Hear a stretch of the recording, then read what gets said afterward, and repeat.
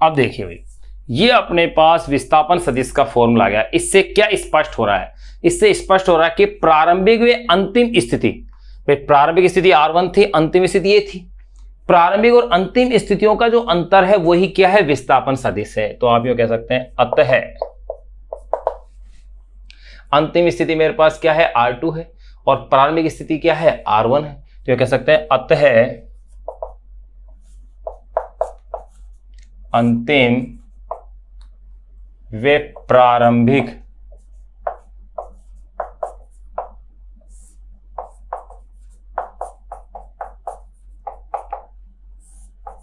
स्थितियों का अंतर ही, अतः अंतिम व प्रारंभिक स्थितियों का अंतर ही विस्थापन सदिश है।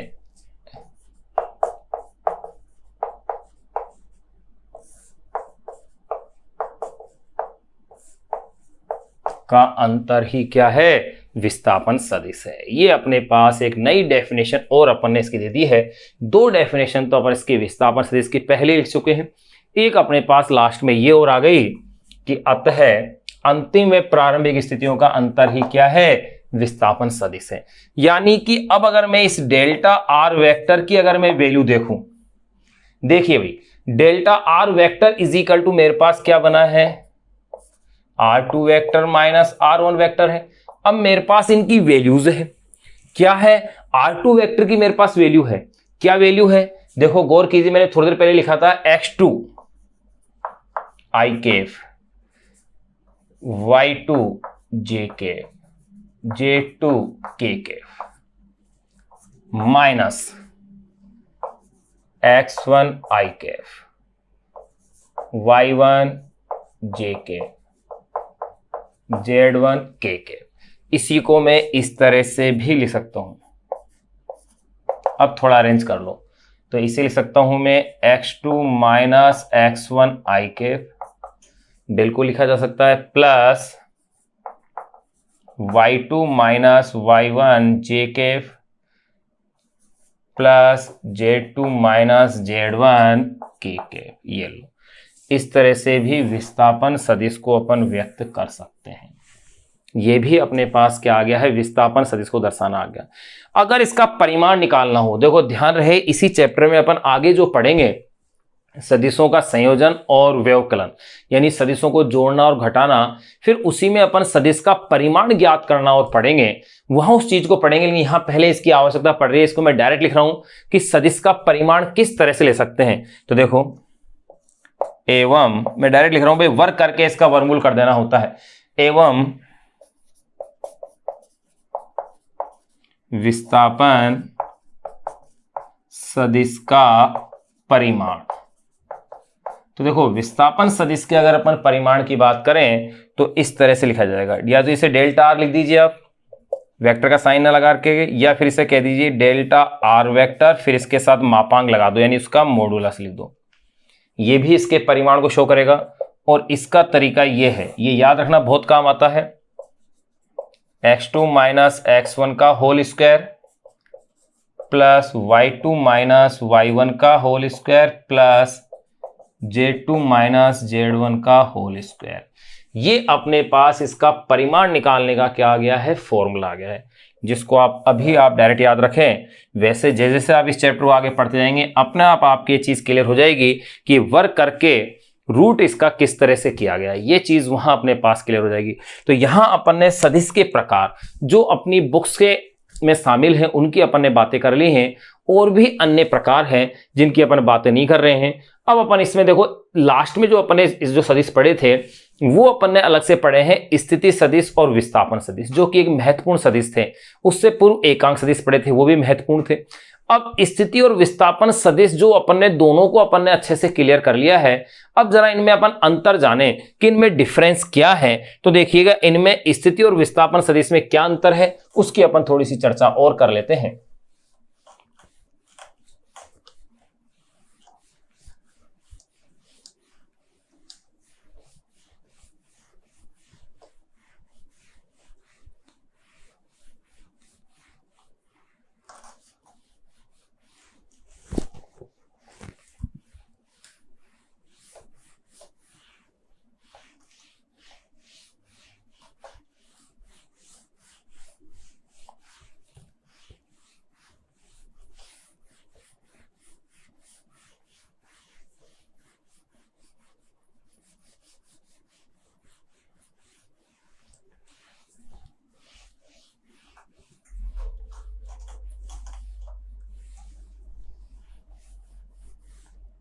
देखिए भाई, नेक्स्ट टॉपिक अपन जान रहे हैं, इसके अंदर स्थिति तथा विस्थापन सदिश में अंतर।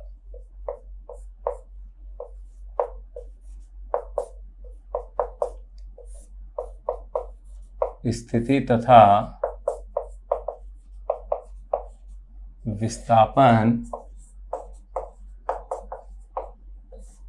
विस्थापन सदिश में अंतर। देखो, दोनों अलग अलग राशियां हैं और दोनों को अपन ने अभी भी पढ़ा है। दोनों में अंतर क्या है, आपके दिमाग में वैसे चीज क्लियर हो गई होगी कि स्थिति सदिश क्या है और विस्थापन सदिश क्या है। फिर भी अपन उसको अंतर के रूप में लिख करके और भी अच्छे से अपन उसे क्लियर कर लें कि पहला अंतर क्या आ रहा है मेरे पास।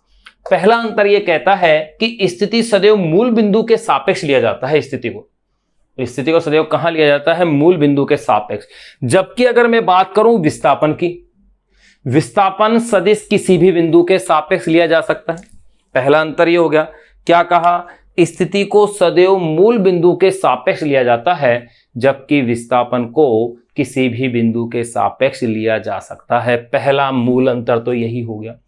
दूसरा अंतर मैं यह कह सकता हूं, सभी स्थिति सदिश जो हैं विस्थापन सदिश होते हैं, जबकि सभी विस्थापन सदिश स्थिति सदिश नहीं होते हैं। कैसे हो गए स्थिति सदिश विस्थापन सदिश, मूल बिंदु से काउंट कर लो, प्रारंभ से अंतिम बिंदु जहां आया है प्रारंभ से तो घटा दो। यानी कि ऐसी स्थिति के अंदर मैंने क्या कहा कि यही तो कह दिया कि सभी स्थिति सदिश क्या होते हैं, विस्थापन सदिश होते हैं। दो डिफरेंस यहां आ गए। तीसरा डिफरेंस, स्थिति सदिश का मान कभी भी शून्य नहीं होता है, नहीं तो स्थिति आएगी नहीं। स्थिति सदिश का मान कभी भी शून्य नहीं होता है, लेकिन विस्थापन सदिश का मान शून्य हो सकता है। यानी जिस बिंदु पर था उसी बिंदु से अगर अंतिम बिंदु की अपन कंडीशन करें, उसको देखें, अंतिम बिंदु को, प्रारंभिक बिंदु और अंतिम बिंदु अगर एक ही बिंदु हो तो विस्थापन सदिश का मान क्या होगा, उसमें शामिल क्या होगा, शून्य होगा। ये इनके अंदर मूल अंतर थे जो अपन ने देख लिए हैं। तो देखो अपन इसे एक एक को नोट कर लें। पहला, स्थिति सदिश सदैव मूल बिंदु के सापेक्ष लिया जाता है। स्थिति सदिश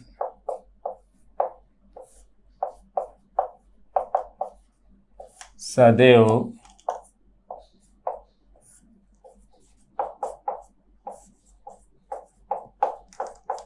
मूल बिंदु के सापेक्ष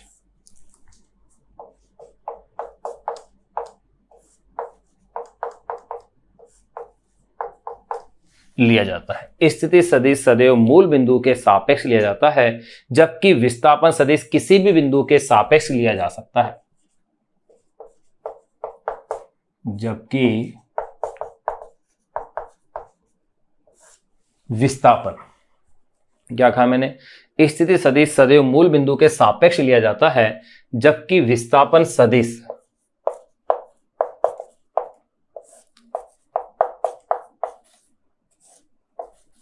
किसी भी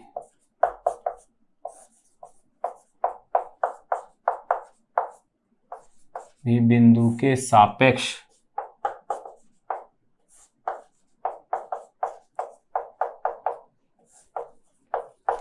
जबकि विस्थापन सदिश किसी भी बिंदु के सापेक्ष लिया जा सकता है।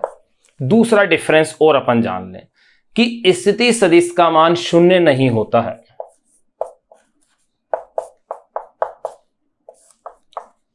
स्थिति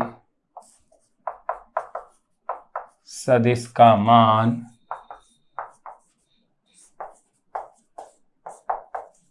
शून्य नहीं होता है।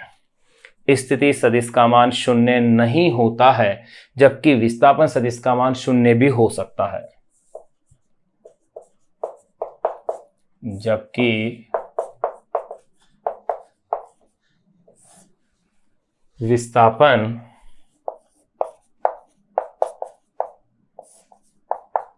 सदिश का मान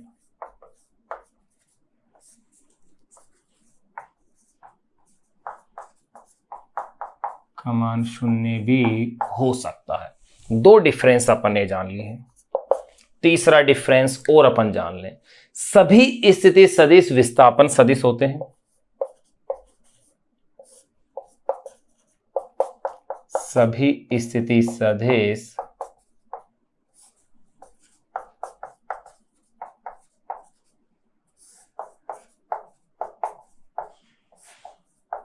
विस्थापन सदिश होते हैं।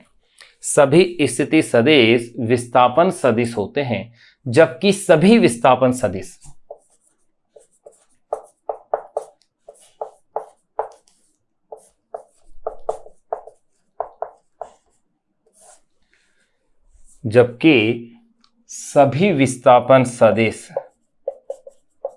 देखिए मैंने क्या लिखा, सभी स्थिति सदिश विस्थापन सदिश होते हैं, जबकि सभी विस्थापन सदिश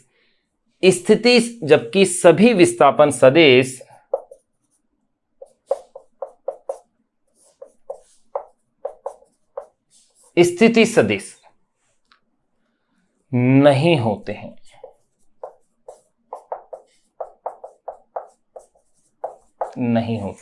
यहां अपन ने ये डिफरेंस अपन ने क्लियर कर लिया है कि स्थिति और विस्थापन सदिश में क्या अंतर है। स्थिति सदिश अपन जान चुके, विस्थापन सदिश अपन जान चुके। देखिए अपन इस चैप्टर में क्या पढ़ा है, अभी इनिशियल चीजें पढ़ी हैं इसकी प्रारंभिक। पहले तो ये पढ़ा है अदिश और सदिश राशियां क्या है, अदिश और सदिश राशियां हैं, उसके बाद उनके एग्जाम्पल क्या थे, सदिश राशियों के फिर वर्ग कौन कौन से थे, ध्रुवीय सदिश थे, अक्षीय सदिश थे। फिर ध्रुवीय और अक्षीय सदिश में अपन ने देखा था कि जो रेखीय गति से संबंधित जो सदिश थे वो रेखीय गति से संबंधित सदिश थे वो कहलाए ध्रुवीय सदिश, और जो घूर्णन गति से संबंधित सदिश थे वो कहलाए अक्षीय सदिश। फिर अपन ने एक विशेष राशि और पढ़ी थी, टेंसर यानी कि प्रदिश राशियां, जिसका सबसे अच्छा एग्जाम्पल अपन ने जड़त्व आघूर्ण की बात करी थी। फिर उसके बाद फिर अपन ने सदिशों के प्रकार जाने हैं। सदिशों के प्रकारों के अंदर ही अपन ने स्थिति और विस्थापन सदिश को भी समझा है और एकांक सदिश को भी समझा है। विस्थापन सदिश और एकांक सदिश को समझने के पश्चात अपन ने उनमें ये डिफरेंस कर लिया है। अब अपन अपनी ही बुक के कुछ क्वेश्चन जो कि थ्योरेटिकल रूप में है कि निम्न ग्रुप में से कौन सी अदिश राशियां हैं उनको छांटिए और कौन सी सदिश राशियां हैं उनको छांटिए, उन क्वेश्चन को अपन सोल्व कर लेते हैं, जो कि अपनी बुक के ही क्वेश्चन है। शायद अपनी एनसीईआरटी बुक का पहला ही अनसोल्व क्वेश्चन यही है जिसको कि अपन अब लिखने जा रहे हैं। इसके बाद फिर अपन बातें करेंगे सदिशों के संयोजन, वियोजन इत्यादि।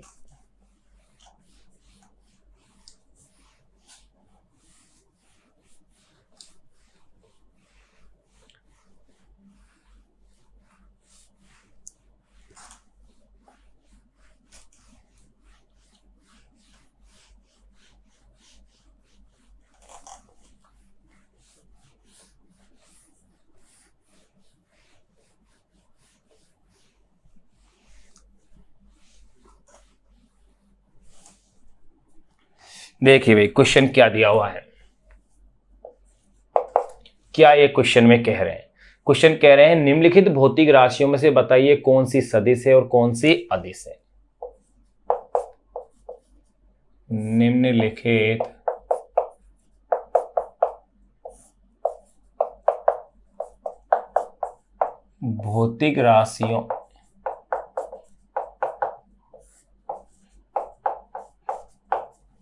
निम्नलिखित भौतिक राशियों में से बताइए कि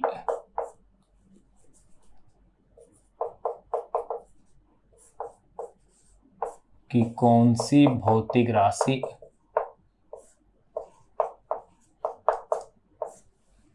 निम्नलिखित भौतिक राशियों में से बताइए कि कौन सी भौतिक राशि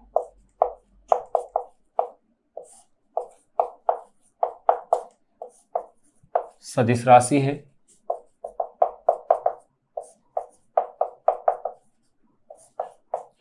और कौन सी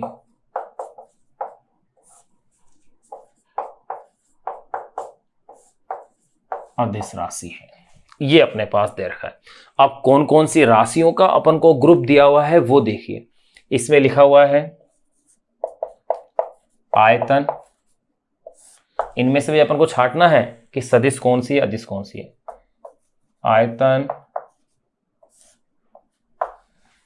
आयतन, द्रव्यमान, चाल,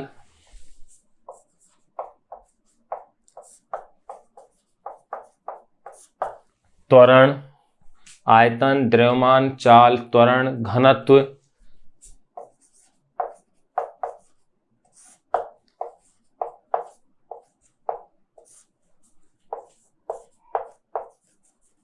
मोल संख्या ये भी दी हुई है, कोणीय आवृत्ति,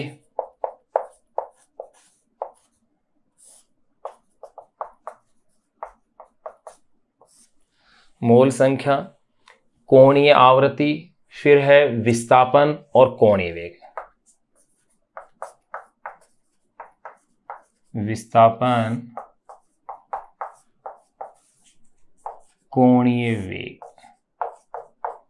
देखो भाई, अगर शब्द में केवल विस्थापन लिखा हुआ है, इसका तात्पर्य होता है रेखीय विस्थापन।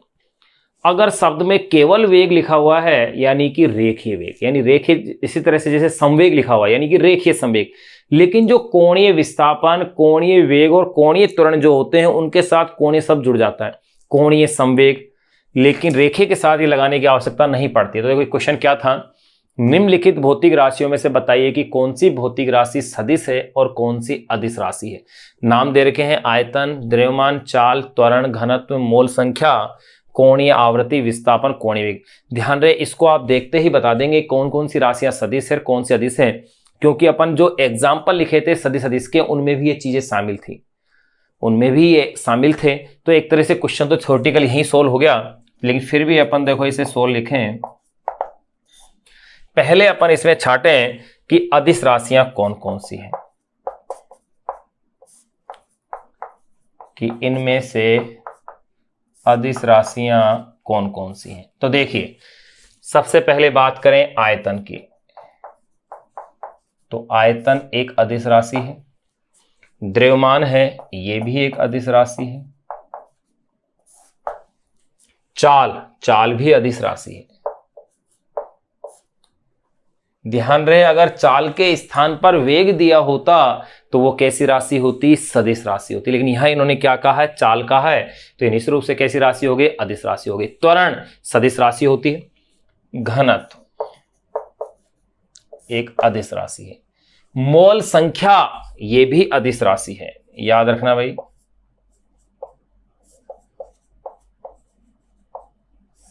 मोल संख्या। फिर है कोणीय आवृत्ति,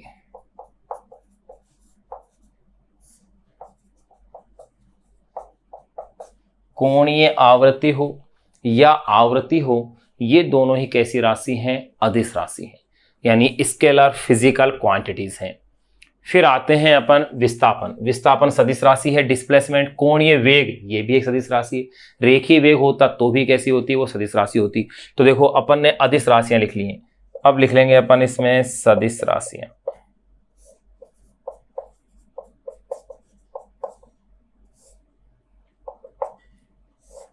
सदिश राशियां देखिए कौन कौन सी बच गई है आपके पास। आयतन अदिश राशि थी, द्रव्यमान अदिश राशि थी, चाल अदिश राशि थी, त्वरण आ गया। त्वरण यानी एक्सेलरेशन सदिश राशि। घनत्व अदिश राशि है। मोल संख्या अदिश राशि है। कोणीय आवृत्ति अदिश राशि है। कोणीय विस्थापन सदिश राशि, सॉरी विस्थापन सदिश राशि है।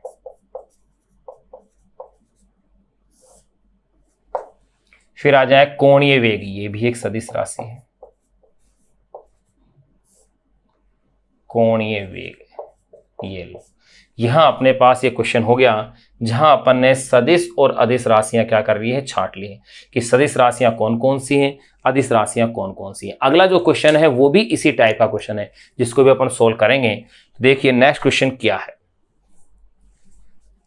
यहां आप इसे नोट कर लीजिए। आपकी ही बुक का पहला क्वेश्चन है जो आपके एक्सरसाइज दे रखी है, अनसोल्ड एक्सरसाइज, उसका नंबर फर्स्ट पहला क्वेश्चन है। इसके बाद दूसरा और तीसरा क्वेश्चन करने के बाद फिर अपन इसमें आगे की जो कॉन्सेप्ट हैं उनका अपन अध्ययन करेंगे। देखिए अपन एक क्वेश्चन कर लिया था, उसके बाद जो दूसरा क्वेश्चन है अदिश और सदिश पर आधारित, वो और सोल्व करते हैं। मैंने कहा था एनसीईआरटी बुक के ये 3 क्वेश्चन है शुरू के अंदर अपनी बुक के अंदर कंटिन्यूस, जिसमें कि अदिश और सदिश को वो जो है अलग अलग जो है छटवा रहे हैं। उसमें से एक क्वेश्चन अपन कर चुके थे। अगला जो क्वेश्चन है देखिएगा वो भी उसी टाइप का है। क्वेश्चन में क्या कह रहा है कि निम्नांकित सूची में से, यानी कि बहुत सारी राशियों के नाम दिए हुए हैं और एक क्वेश्चन में तो ये पूछ रहे हैं कि निम्न में से किसी एक सदिश को छांटिए या किसी एक अदिश को छांटिए। इस तरह से क्वेश्चन दे रखा है। तो देखिए क्वेश्चन क्या अपन को दिया हुआ है वो देखिएगा। क्वेश्चन कह रहे हैं निम्नांकित सूची में से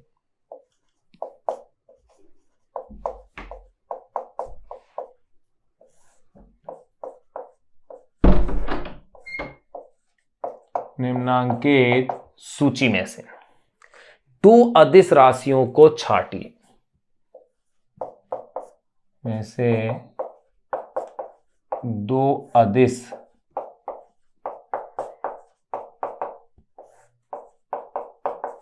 राशियों को छांटिए। 2 अदिश राशियां अपन को इसमें से छांटनी है। देखो किस किस में से, जो अपन को राशियों के नाम दिए हुए हैं, बल,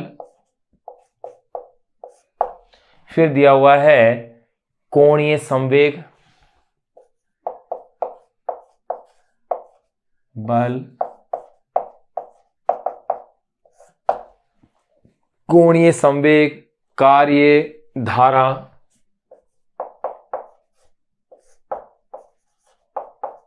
ध्यान रहे धारा से तात्पर्य अपना है विद्युत धारा। जहां पर भी धारा शब्द आ रहा है समझ यहां क्या ले रहे हैं अपन, उसको काम में विद्युत धारा है। बल, कोणीय संवेग, कार्य, धारा, रेखीय संवेग,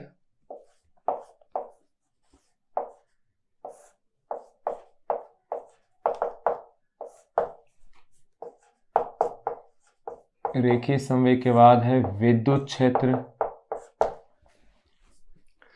बल, कोणीय संवेग, कार्य, धारा, रेखीय संवेग, विद्युत क्षेत्र, औसत वेग, चुंबकीय आघूर्ण,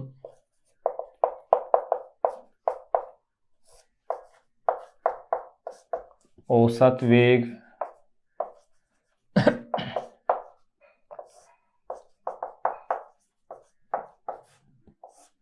चुंबकीय आघूर्ण, आपेक्षिक वेग, इनमें से देखिए। अब इसको अपन सोल्व करते हैं।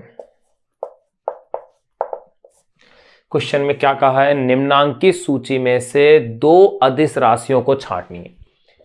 2 अदिश राशियां आपको छांटनी है इनके अंदर। देखो भाई इसमें से अदिश कौन कौन सी है ये देखनी है आपको केवल। तो देखो भाई अदिश राशि,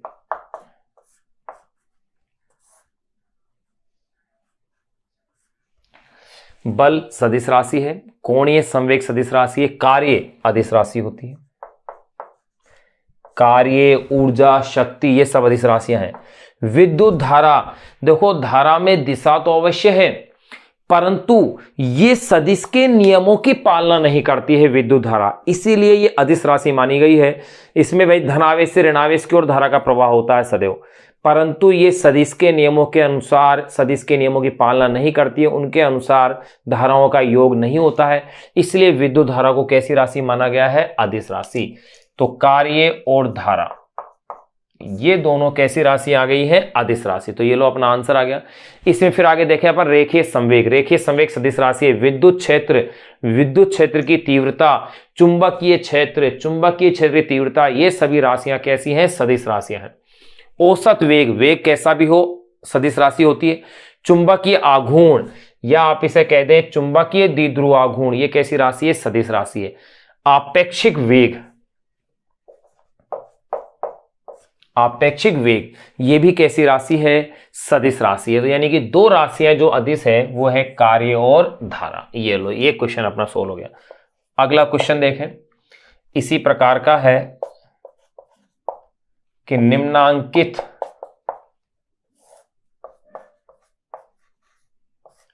सूची में से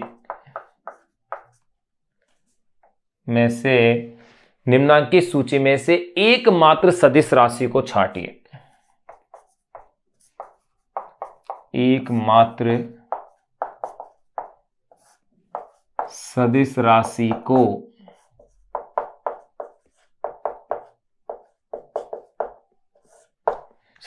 को छांटिए। वो पिछले वाले क्वेश्चन देखो, अगर आपने पहला लेक्चर अगर आपने अच्छे से पढ़ा है जहां मैंने अदिश और सदिश के एग्जाम्पल लिखे हैं तो उसको याद करते ही आपके ये क्वेश्चन बहुत ही आसानी से हल हो जाएंगे, केवल आपको छांटना ही तो है। तो देखो निम्नांकित सूची में से एकमात्र सदिश राशि को छांटिए। वो कौन कौन सी राशियों में से सदिश को छांटना है वो देखियो क्या क्या दिया हुआ है। एक तो ताप यानी कि टेम्परेचर, दाब अर्थात यानी कि प्रेशर, फिर कह रहे हैं आवेग, समय, आवेग, ताप, दाब, आवेग, समय, शक्ति,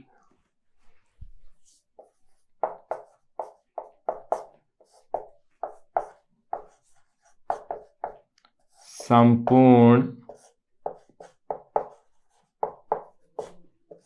पथ लंबाई। ताप, दाब, आवेग, समय, शक्ति, संपूर्ण पथ लंबाई, ऊर्जा,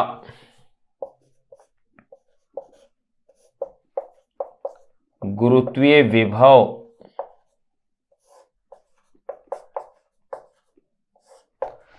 ऊर्जा, गुरुत्वीय विभव, घर्षण गुणांक,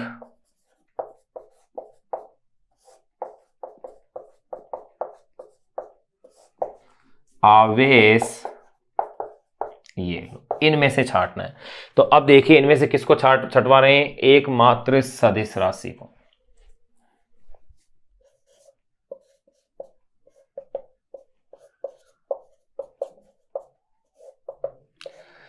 तो देखो भाई सदिश राशि कौन सी है,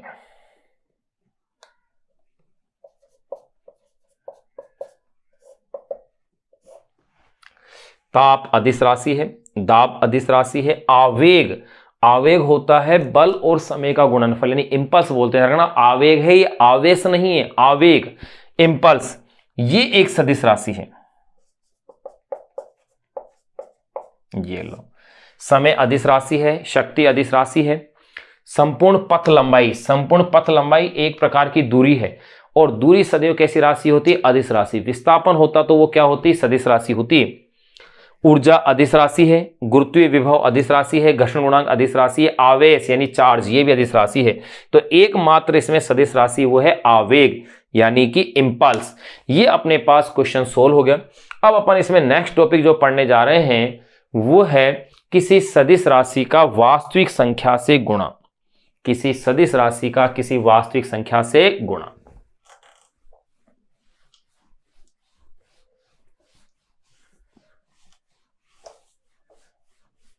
फिर उसके बाद अपन पढ़ेंगे सदिशों का संयोजन।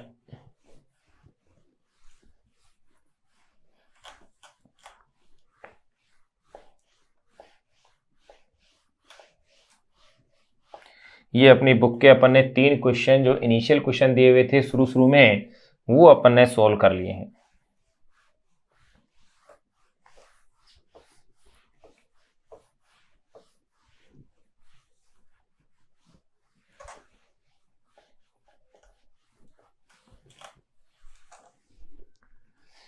तो देखिए भाई नेक्स्ट टॉपिक जो अपन पढ़ने जा रहे हैं वो टॉपिक है सदिश का वास्तविक संख्या से गुणा।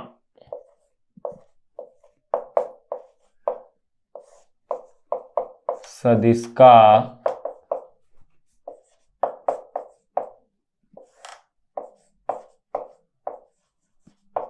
वास्तविक संख्या से गुणा यानी कि multiplication.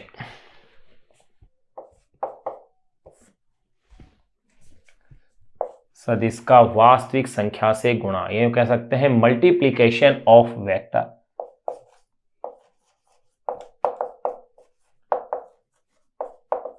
Multiplication of A vector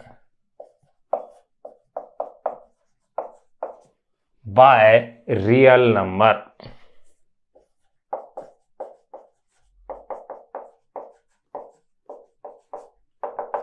सदिश का वास्तविक संख्या से गुणा। देखो जब अपन किसी सदिश राशि को वास्तविक संख्या से गुणा करते हैं, जैसे कि सदिश स्मॉल ए वेक्टर है, अगर मैं इसे वास्तविक संख्या लैम्डा से गुणा करता हूं तो उस सदिश का परिमाण लैम्डा गुना हो जाता है, लेकिन सदिश की दिशा क्या रहती है, अपरिवर्तित रहती है, दिशा वही रहेगी जो थी। अगर लैम्डा का मान जैसे एग्जाम्पल के तौर पर मैं ले लेता हूं 3 है, तो यानी कि उस सदिश का परिमाण कितना हो जाएगा, 3 गुना हो जाएगा, दिशा वही है। लेकिन अगर लैम्डा का मान -2 है तो ऐसी स्थिति के अंदर -3a वो हो जाएगा। और अगर लैम्डा की वैल्यू अगर 0 हो तो ऐसी स्थिति के अंदर ये कैसा प्राप्त होगा, शून्य सदिश अपन को इसमें प्राप्त हो जाएगा। एक सिंपल सा एग्जाम्पल अपन देखें, जैसे वेग एक सदिश राशि है, वेग सदिश है। इस वेग सदिश को अगर मैं समय से गुणा कर दूं, जो कि वास्तविक संख्या के रूप में अपन उसे ले रहे हैं, तो आपको इसमें प्राप्त होगा विस्थापन सदिश। कहने का तात्पर्य यह है कि लैम्डा की जो विमा है, लैम्डा की भी विमा है और किसकी विमा है, वेग सदिश की भी विमा है। तो यानी लैम्डा इंटू जो ए होगा वो इन दोनों की विमाओं का क्या होगा, गुणनफल होगा, जिसे अपन नोट करेंगे। तो देखिए अपन इस पॉइंट को लिख लें यहां कि अपन क्या टॉपिक पढ़ रहे हैं, सदिश का वास्तविक संख्या से गुणा। तो इसमें मैंने क्या बताया, किसी सदिश को किसी वास्तविक संख्या लैम्डा से, किसी सदिश को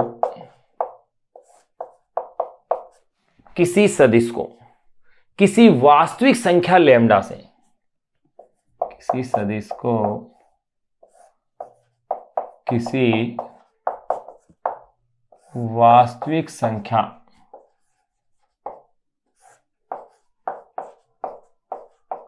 लैम्डा से गुणा, किसी सदिश को किसी वास्तविक संख्या लैम्डा से गुणा करने पर प्राप्त सदिश की दिशा, लैम्डा से गुणा करने पर प्राप्त सदिश की दिशा, किसी सदिश को किसी वास्तविक संख्या लैम्डा से गुणा करने पर प्राप्त सदिश की दिशा, प्राप्त सदिश की दिशा तो वही रहती है, की दिशा तो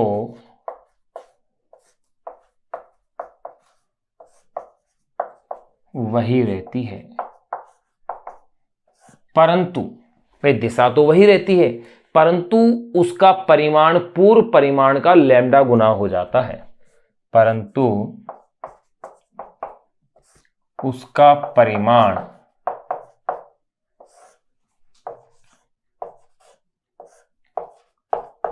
पूर्व परिमाण का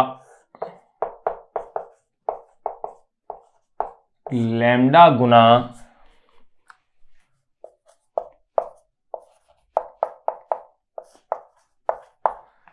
परंतु उसका परिमाण पूर्व परिमाण का क्या होता है, लैम्डा गुना हो जाता है।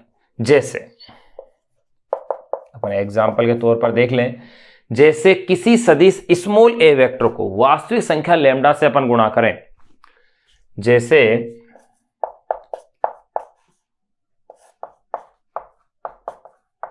किसी सदिश स्मॉल ए वेक्टर को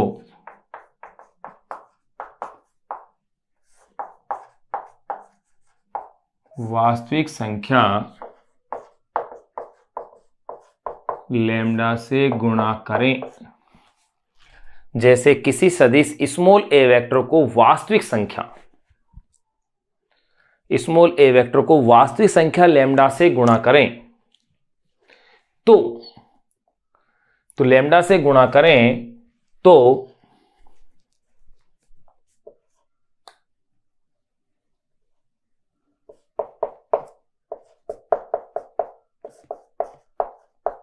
प्राप्त सदिश, यदि किसी सदिश स्मॉल ए वेक्टर को वास्तविक संख्या लैम्डा से गुणा करें तो प्राप्त सदिश capital A vector is equal to lambda small a vector होगा। ये इसमें अपन ने क्या देखा कि परिमाण लैम्डा गुना हो गया है, लेकिन दिशा क्या है इसकी वही है। अब इसमें अपन तीन स्थितियां ले सकते हैं। नंबर 1, लैम्डा का मान अपन प्लस में ले लें। नंबर 2, लैम्डा का मान माइनस में ले लें। नंबर 3, लैम्डा का मान क्या कर लें, 0 ले लें। तो देखो नंबर फर्स्ट की अगर मैं बात कर रहा हूं, यदि लैम्डा इज इक्वल टू 2 हो तो, यदि लैम्डा इज इक्वल टू क्या हो, 2 हो तो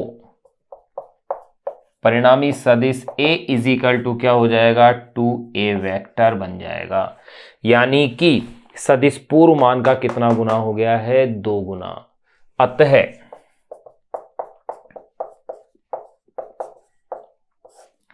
अतः सदिश स्मॉल ए वेक्टर का परिमाण दुगना हो जाता है। अतः सदिश स्मॉल ए वेक्टर का परिमाण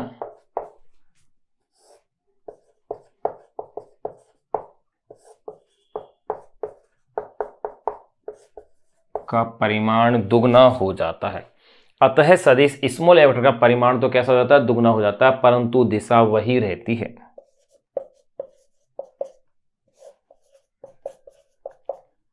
परंतु दिशा वही रहती है। यानी कि अगर जैसे सदिश स्मॉल ए वेक्टर ये है, अब लैम्डा का मान 2 है, तो ऐसी स्थिति के अंदर ये इससे जस्ट क्या हो गया, डबल हो गया परिमाण, यानी कि capital A vector is equal to 2a vector, अपने पास ये मान इसका आ गया है, यानी उससे क्या हो गया, दुगना हो गया। सेकंड केस अपन क्या ले सकते हैं, यदि लैम्डा इज इक्वल टू क्या हो, -2 हो।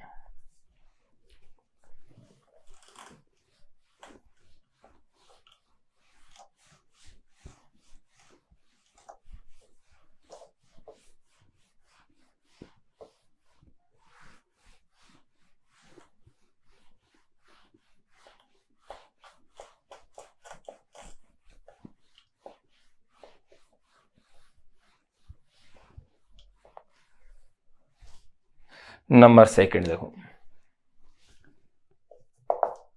नंबर सेकंड अगर मैं कह दूं, यदि लैम्डा इज इक्वल टू -2 हो, यदि लैम्डा इज इक्वल टू -2 हो, अर्थात लैम्डा एक ऋणात्मक वास्तविक संख्या हो,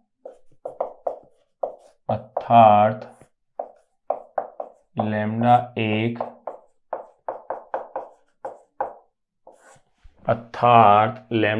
ऋणात्मक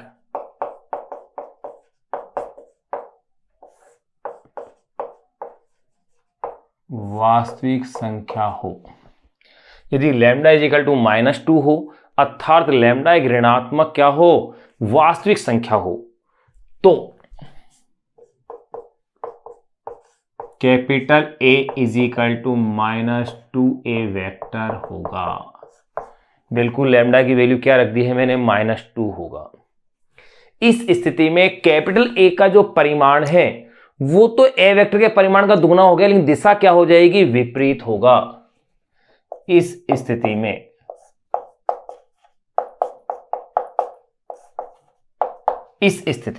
क्या चेंज आ रहा है, देखो मैं कह सकता हूं, इस स्थिति में कैपिटल ए का परिमाण, कैपिटल ए का परिमाण यानी उसका मैग्नीट्यूड, उसकी वैल्यू, इस स्थिति में कैपिटल ए का परिमाण स्मॉल ए वेक्टर के परिमाण का दुगना, परिमाण स्मॉल ए वेक्टर के परिमाण का दुगना, स्मॉल ए वेक्टर के परिमाण का तो कैसा होगा, ये दुगना होगा, लेकिन दिशा ए वेक्टर की दिशा के क्या होगी, विपरीत होगी। दुगना एवं दिशा ए वेक्टर की दिशा के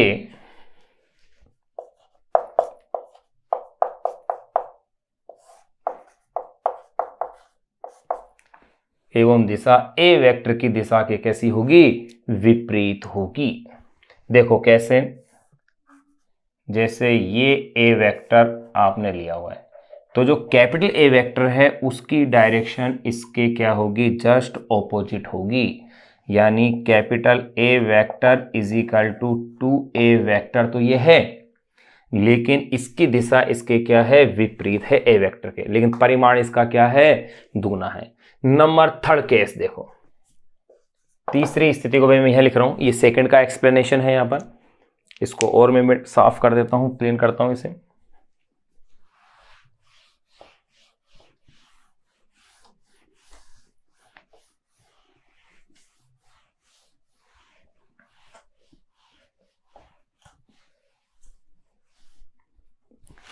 नंबर थर्ड, यदि लैम्डा इज इक्वल टू 0 हो तो देखो,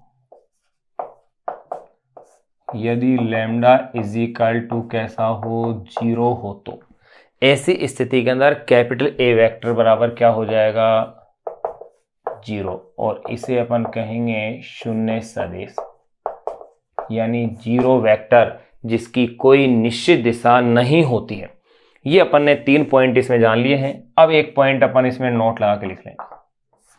नोट लगा के अपन क्या पॉइंट लिख रहे हैं कि जब किसी सदिश ए वेक्टर को अपन किसी वास्तविक संख्या लैम्डा से गुणा कर रहे हैं जिसकी भी कोई विमा है, अगर लैम्डा की भी विमा है तो लैम्डा इंटू जो ए है उसकी जो विमा होगी वो लैम्डा और ए की विमा का क्या होगी, गुणनफल होगी। जैसे कि अगर मैं ये मान के चलूं कि ए जो है वो वेग है और लैम्डा है समय है, तो ये जो गुणनफल प्राप्त होगा वो विमा बराबर होगी अपने पास विस्थापन की विमा के। इसी तरह से अगर लैम्डा द्रव्यमान के रूप में है और अगर ए जो है वो त्वरण के रूप में है तो m इंटू ए, द्रव्यमान इंटू त्वरण, यानी इन दोनों का गुणनफल मुझे बल की विमा के रूप में क्या होगा, प्राप्त होगा।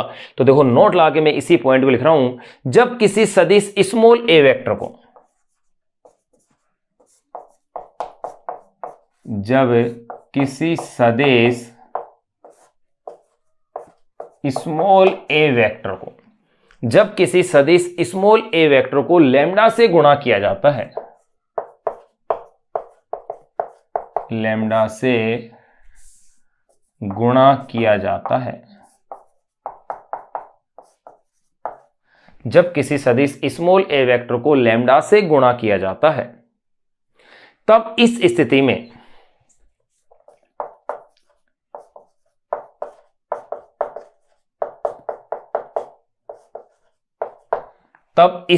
में लैम्डा की भी विमाएं होती हैं, लैम्डा की भी विमा होती है। और विमाएं अपन पढ़ चुके, होती क्या है पहले, तब इस स्थिति में लैम्डा की भी क्या होती है, विमा होती है। तब प्राप्त परिणामी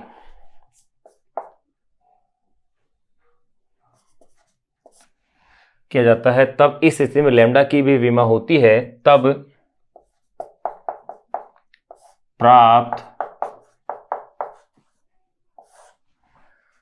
प्राप्त परिणामी लैम्डा ए वेक्टर,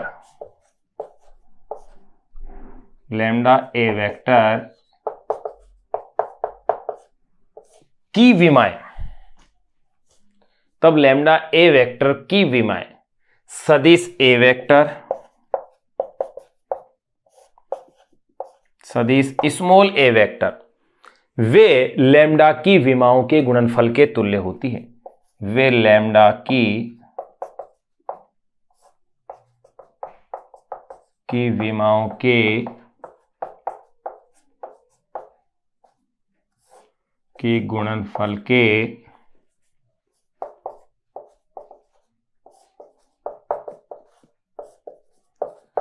लैम्डा की विमाओं के गुणनफल के क्या होती है, तुल्य होती है। जैसे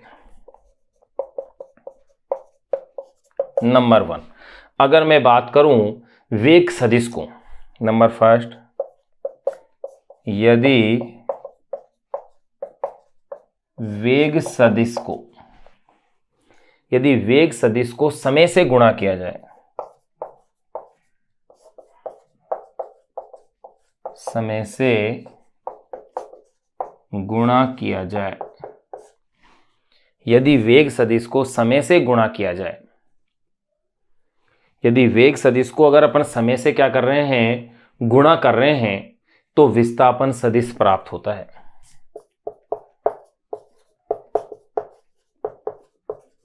तो विस्थापन सदिश प्राप्त होता है,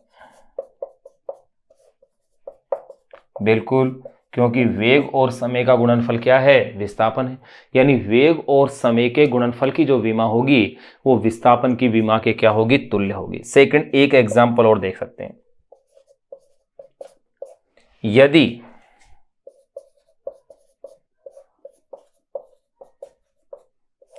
त्वरण सदिश को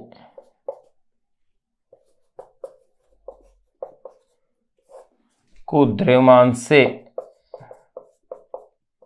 गुणा किया जाए तो बल सदिश, यदि त्वरण सदिश को द्रव्यमान से गुणा किया जाए तो बल सदिश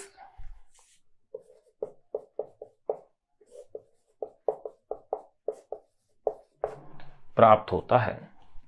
यानी कि द्रव्यमान और त्वरण का गुणनफल क्या है? बल है। तो देखिए अपन ने क्या जाना, नोट में अपन ने क्या लिखा है, जब किसी सदिश स्मॉल ए वेक्टर को लैम्डा से गुणा किया जाता है तब इस स्थिति में लैम्डा की भी विमा होती है, तब प्राप्त परिणामी लैम्डा ए वेक्टर की विमाएं सदिश ए वेक्टर व लैम्डा की विमाओं के गुणनफल के क्या होती है? तुल्य होती है। जैसे पहला एग्जाम्पल अपन ने देखा कि वेग और समय का गुणा किसके बराबर आ रहा है? विस्थापन के। दूसरे एग्जाम्पल में अपन ने देखा त्वरण और द्रव्यमान, या यूं कह सकते हैं द्रव्यमान और त्वरण का जो गुणा है वो किसके बराबर आ रहा है? बल के। तो यहां अपन ने ये चीज जान ली है कि किसी सदिश को अगर वास्तविक संख्या से गुणा करें तो क्या प्रभाव होगा। आप इसका स्क्रीनशॉट ले लें या इसको ऐसे कैसे आप एज इट नोट कर लें, क्योंकि नेक्स्ट जो टॉपिक अपन पढ़ने जा रहे हैं वो है सदिशों का संयोजन। देखो सदिशों के संयोजन की 3 विधियां, उनमें से पहली विधि है ग्राफी विधि। ग्राफी विधि में अपन जो पढ़ेंगे सदिशों के संयोजन में, उसमें त्रिभुज का नियम, समांतर चतुर्भुज का नियम और बहुभुज का नियम, इनकी अपन उसमें बातें करेंगे।